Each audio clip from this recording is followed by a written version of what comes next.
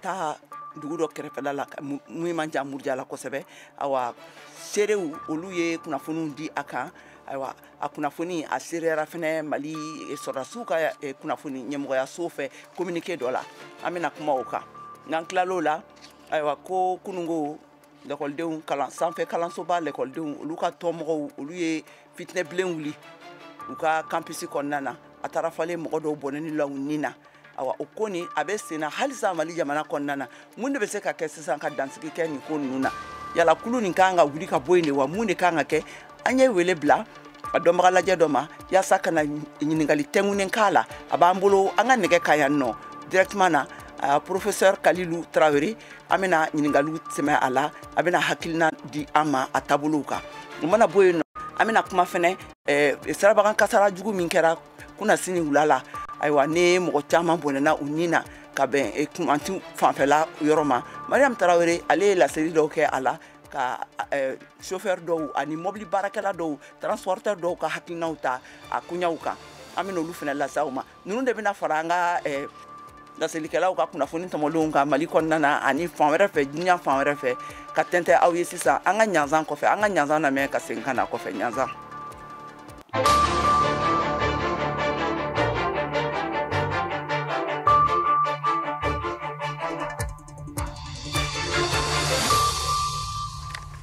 Ka segin tuguni ka foli ani tanuni lase an lamɛnbagaw bɛɛ lajɛlen ma bi alamisa donya in na février kalo tile 29 san 2024 na Mali kura jɛmunkan kɔnɔna a bɛ kɛnɛ sigilen de filɛ nin ye ka bɔ studio 6nan kɔnɔna na ne Kayatu Traoré fɛ awa ka tɛmɛ ne kunnafoniw ye a yirala k'a fɔ ayiwa ko a ka ca ni dansagokɛla 100 ɲɔgɔn olu de taara ka taa bin Mali sɔrɔdasiw dagayɔrɔ kan Muruja kɛrɛfɛla la kan dɔ kɔnɔna na yen nɔ awa ko a koɲa a falenna sɔrɔdasi dɔw bɔnɛni la u nin la ka kɛ ni seere minnu tun b'a yɔrɔw la olu ka kofɔliw ye nka a yirala fɛnɛ k'a fɔ min ye Mali ka sɔrɔdasiw ka kunnafoni ɲɛmɔgɔyaso ye olu ye a dankarili u ye a sɛbɛntiya communiqué sira dɔ fɛ Mariam Kuyate n'ale y'an ka laselikɛla ye ka bɔ Bamakɔ ale bɛ laseliw kɛ a ɲɛ a kan an ka kumakanw lamɛn. Mali Oromasiri tabaw ka ɲɛma chef d'état-major général des armées ale ye a laseli kɛ u ka kunnafoni di sɛbɛn kɔnɔ kunu ko min bɛ tali kɛ banbagaci kɛla maaw ye ko u bina sɔrdasi dɔw kan u dagayɔrɔw la kunu Gwala min ni Muruja yɛrɛ man jan ɲɔgɔn na n'o bɛ Naramara la. Chef d'état-major général des armées ale y'a yira ko ni banbagaci ninnu balila ka bin kɛlɛkɛcɛw kan minnu tun bɛ yen yaasa ka Gwala Muruja ale sirabakana baaraw lakana ni kɔlɔsi o binkani senfɛ ko kɔni gana kosɛbɛ Oromasiri tabaw ka ɲɛma ka fɔ la ko min ye a ka kɛlɛkɛcɛw kɔni ye k'u ye wulikajɔw sabati ka ɲɛsin ni gɛlɛyaba in ma ni ka se ka ko yɛrɛ dan sira la banbagaci walikɛlaw ko olu kɔni caman y'u kunda falu kan ni waati in kɔni na min ye Gwala ye o yɔrɔ kɔni bɛ Oromasiri tabaw ka kɔlɔsiliba kɔnɔ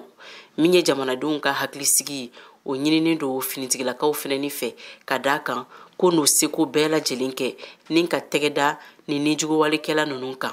ka sanga ni wale ma min ye Gwalakaw ye o ɲɛma dɔw kɔni y'a sɛbɛntiya ko ni binkani kɔni fanga bonyana kosɛbɛ ko sabula ko k'a daminɛ kabini 5 heures du matin ko kana se 7 heures ma ko marifacikanw t'u buntɛnen do kosɛbɛ maaw ko olu kɔni sela k'u kunbɔ u ka sow dafɛ sɔgɔmanɛgɛ kaɲa 8 waati n'o ye 8 heures ye ko min ye sɔrdasiw kɔni ye ko dankarikɛla a ma dɔw la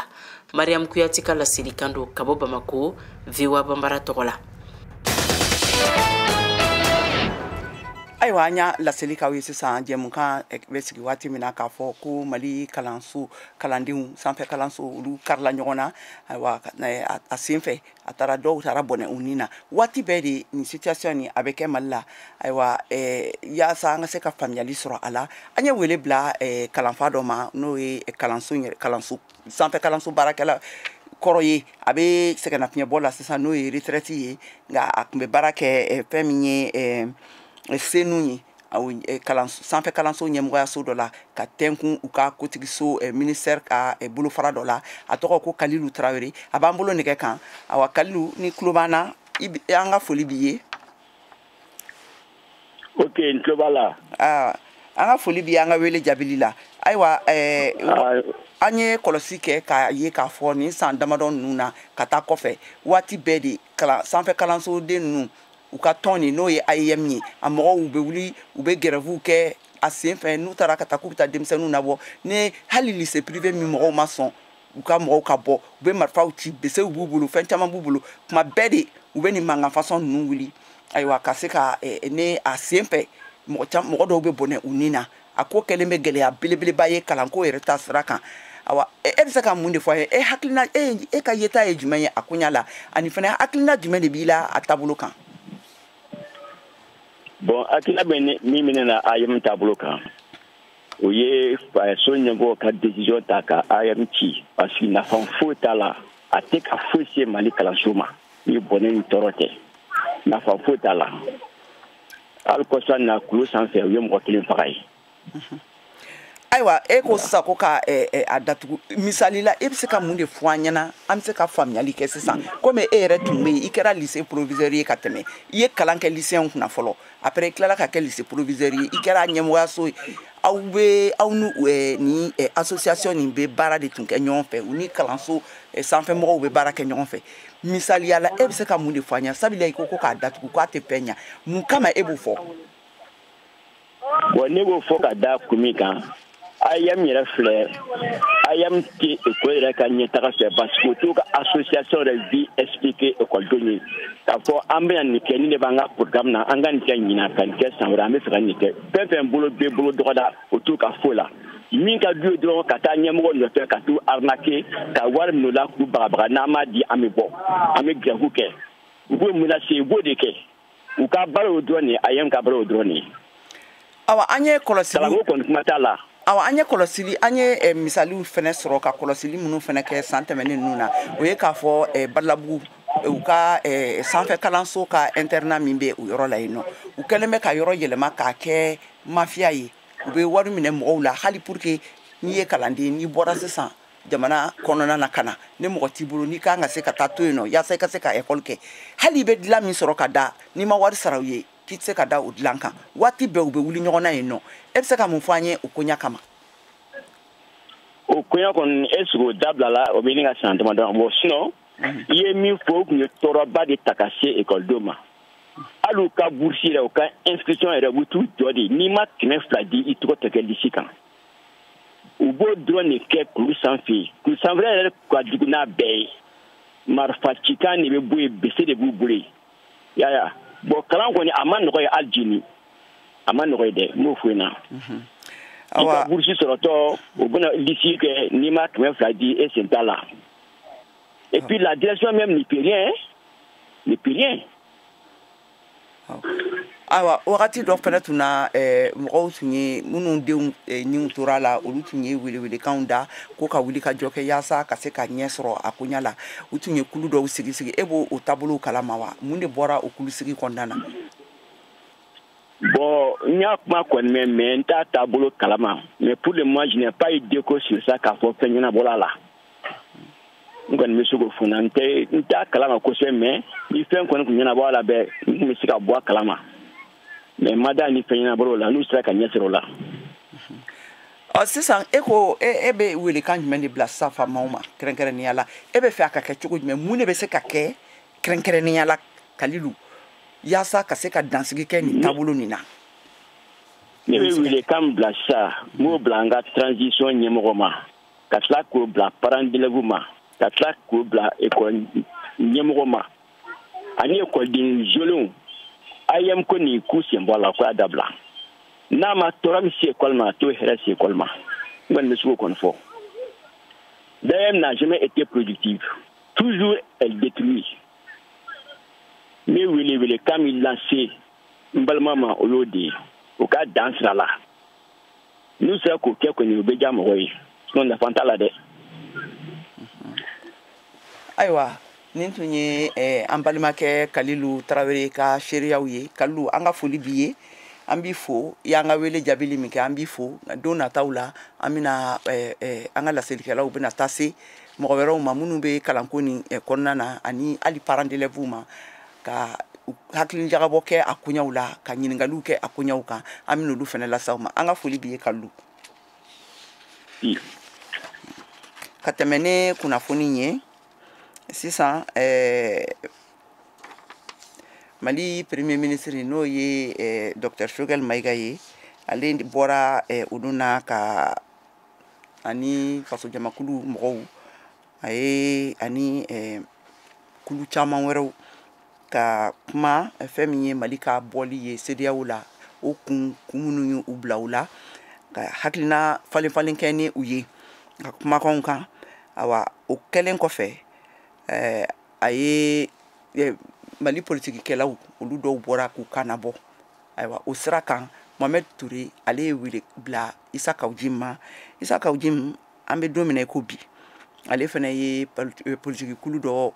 ɲɛmaa ye a b'a ka hakilinaw di u ma an ka jɛ an k'u ka baro lamɛn.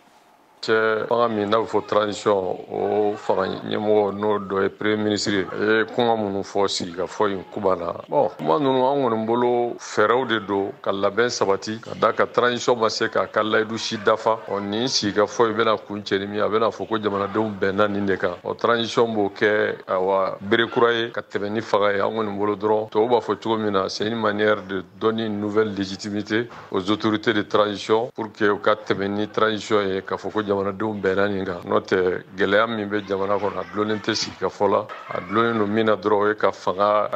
hɔrɔnya n'o ye tubabu ko ka légitimer ni kalata ye ne ka faamuya la c'est un non événement. Sibiridon tɛmɛnen n'o tun ye février kalo o tile 24 o de tun kan ka kɛ Mali jamanatigi segi kalafilibaw ye min tun bɛnna Mali furancɛ fanga fɛ ani farafina gun tilebiyanfan sɔrɔko jɛkulu n'o ye CEDEAO ye nka a ma kɛ ten nka e yɛrɛ hakili la munna Mali sen bɔ farafina tilebiyanfan jamanaw ka sɔrɔko jɛkulu la n'o ye CEDEAO ye e hakilina ye jumɛn o yɔrɔ fanfɛla la?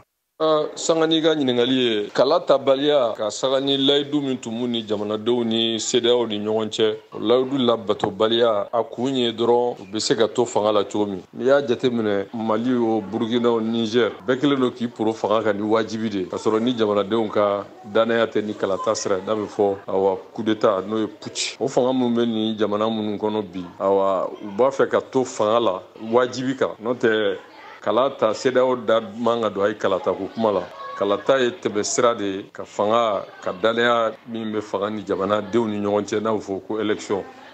kuma minnu kɛra ka repousser o kuma ninnu bɛɛ nana ɲɔngiri a fɔra ko kɛlɛ alhamdulilayi sɔrɔsiya baaraw la nɔbɔr'o la armée yɛrɛ taara fo Kidali a fɔra ko carte biométrique u yɛrɛ ko ko u sera k'o sɔrɔ ni fɛɛrɛ ye bon kalata baliya bi an ye min faamu o de ye dɔrɔn fanga bɛ minnu bolo bi u t'a fɛ ka fanga bila u yɛrɛ b'a dɔn jamana bɛ gɛlɛya min kɔnɔ bi ani kurantigɛ min bɛ jamana kɔnɔ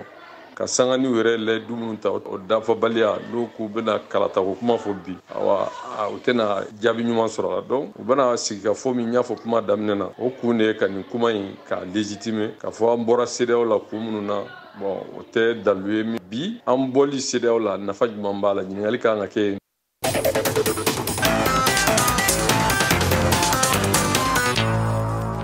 ka tɛmɛ ni duniya lamini kunnafoniw ye Senegalikaw fɛ yen nɔ u ka faso jamakulu ye laseli kɛ bi alamisa la k'a fɔ k'u bɛna fara fanga garadabaga politikikuluw kan yaasa ka jamanakuntigi ɲini kalataw olu baaraw kɛ ka bɛn avril kalo tile 2 nata dɔgɔma min kan ka kɛɲɛ ka bɛn ni Macky Sall ka fanga banni ye ka kɛɲɛ ni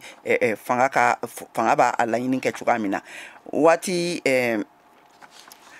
nin kulu kofɔlen ninnu u ye fɛnɛ k'a yira k'a fɔ k'u ka fara ɲɔgɔn kan baara ninnu awa ko o bɛna sɔn ka kɛ sababu ye ko ka dansigi kɛ minnu bɛ wulikajɔ la ko awa ko ni fanga dafiriko kuma ye u ka jamana la yaasa u bɛ se ka kunbɛli kɛ u taabolo ninnu na cogoya minnu na Nigériakaw fɛ yen nɔ a yirala k'a fɔ k'u ka jamanakuntigi Bola Tinubu ale ye bi alamisa in na sɔgɔmadafɛla la terrain sira kura kurubunkarili kɛ Lagos u ka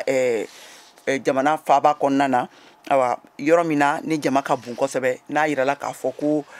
embouteillage o de ye kunkolodimi ani bana de ye adamadenw ka taa ni ka segin olu bolola la u y'a yira k'a fɔ ko nin ye tronçon fɔlɔ ye fɔlɔ min bilala sen kan a bɛ bɔ quartier Agbado ka taa se fo u ka sigida wɛrɛ Ogun ka taa tɛngun o yɔrɔ la ka jigin ka taa Lagos o kɔgɔduguyan fanfɛla fɛ Irisiw ka fanga ye laseli kɛ bi alamisa in sɔgɔmada in na k'a fɔ k'u ye dansigi kɛ fɔlɔ u ka essence tajiko ayiwa olu feereliw la fɔlɔ k'a labɔ ka taa kɔ kan k'a feere k'a daminɛ juma nata in na fo kalo 6 ɲɔgɔnna la u y'a laɲini kɛ ko ka nin bila sen kan ko sabila yaasa fɛn min ye u ka essence sɔngɔ a bɛ se ka don ba la cogoya min na pompe kɔnɔna na hani u ka jamanatigi ɲini kalataw olu waatiw cɛ ne a bolodalen don mars kalo nata o waati camancɛ yan fanfɛlaw la.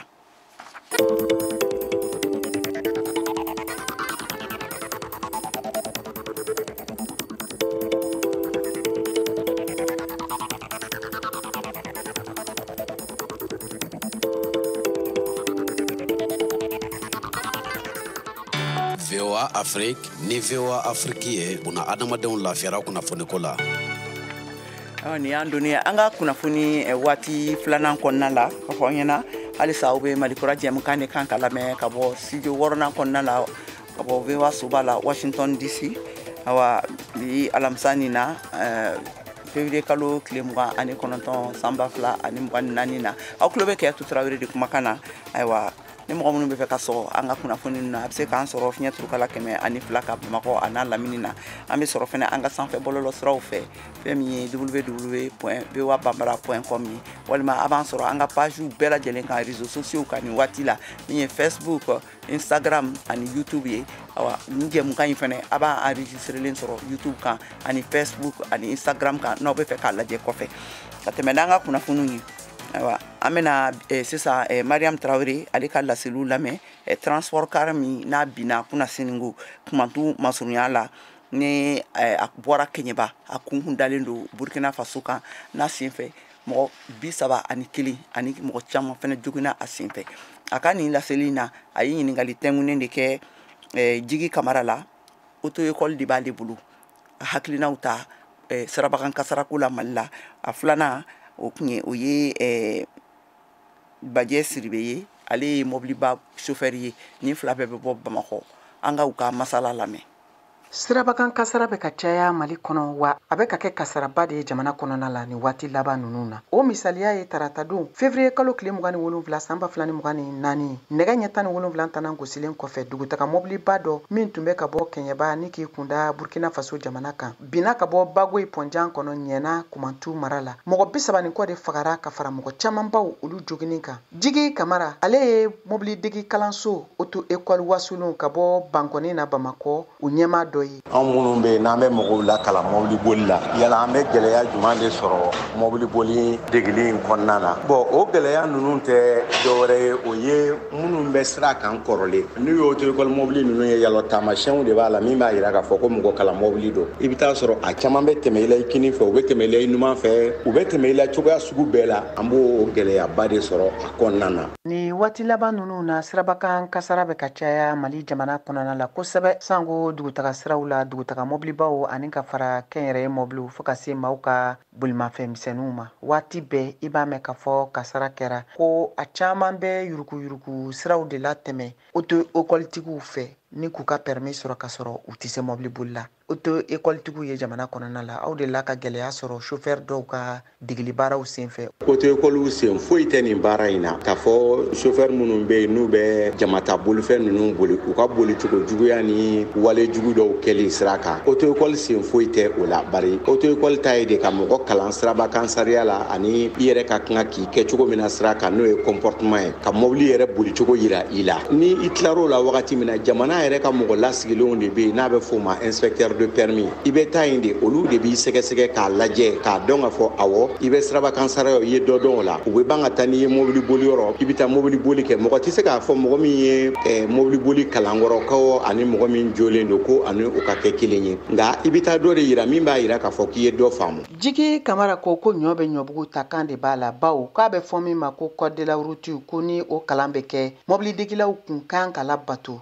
cogoya dɔw de la a b'o ɲɛfɔ an ye. Kɔdi yɛrɛ b'a fɔ ten ko mobili bolila kura fo ka se san 2 ma a tɛgɛ ma jɛya fɔlɔ a hakili ma sigi ka se ka ko dɔw kɛ mobili la nka Mali yɛrɛ la sariya min talen bɛ a bɛ se ka kɛ o sariya la bato cogoya dɔw ye n tɛ se ka fɛn f'o la bari Mali la mɔgɔ min bɛ an commun bolifɛn ninnu boli olu bɛ permis catégorie min ta a bɛ f'o ma catégorie D transport en commun walasa i mɔgɔ ka se k'o sɔrɔ Mali la f'i ka permis poids lourd de ta fɔlɔ n'o ye catégorie C ye i bɛ san 1 de kɛ ni poids lourd in ye n'o o san 1 dafara o k'a sɔrɔ fana i yɛrɛ bɛ san 21 bɔ i bɛ sɔrɔ ka taa segin sɛgɛsɛgɛli kan tuguni i bɛ lajɛ o inspecteur kelen ninnu fɛ k'a dɔn k'a fɔ ko i ni transport en commun k'i ni o bolili ka kan. Badia Siribe ko k'ale ye mobiliba bolila ye min bɛ siraba kan kabiri san caman. Mobiliba bolilaw ka tɔn secrétaire général do ka bɔ Bamako. A da sira siraba ko gɛlɛya dɔw ma min bɛ na ni kasara ye. N bɛ senikɛya la bɛnɛ ka san 27 san 28 a b'a bɔ. Gɛlɛya dan ye mɔbilibolilaw ta ye. Bolomafɛn sariya labatoli a ka nɔgɔ kojugu mais an yɛrɛ de b'a gɛlɛya an yɛrɛ bolo. I b'a lajɛ Mali yɛrɛ kɔnɔ yan kɛrɛnkɛrɛnnenya Bamakɔ kɔnɔ anw ka mɔbiliw bɛ va et vient kɛ ka taa Bamakɔ fan bɛɛ u bɛ taa cɛncɛn ni bɛlɛw ta u bɛ taa livrer Bamakɔ fan bɛɛ fɛ. Anw sɛgɛnnen don dɔrɔn tɛ ka gitɔrɔn sanfɛ Mali kɔnɔ yan Bamakɔ yan mototigiw b'a la voiture personnelle b'a la. Dɔw yɛrɛ u t'a dɔn k'u bɛ mobili yɛrɛ doublé cogo min na sira sanfɛ quoi nin gɛlɛyaba de bɛ an kan. Nin ye gɛlɛya jugu dan de ye. E ni mun bɛ bɛn n'a tɛ kɛ gitɔrɔn sariya labato wajibi don a bɛ se ɲɔgɔn ma.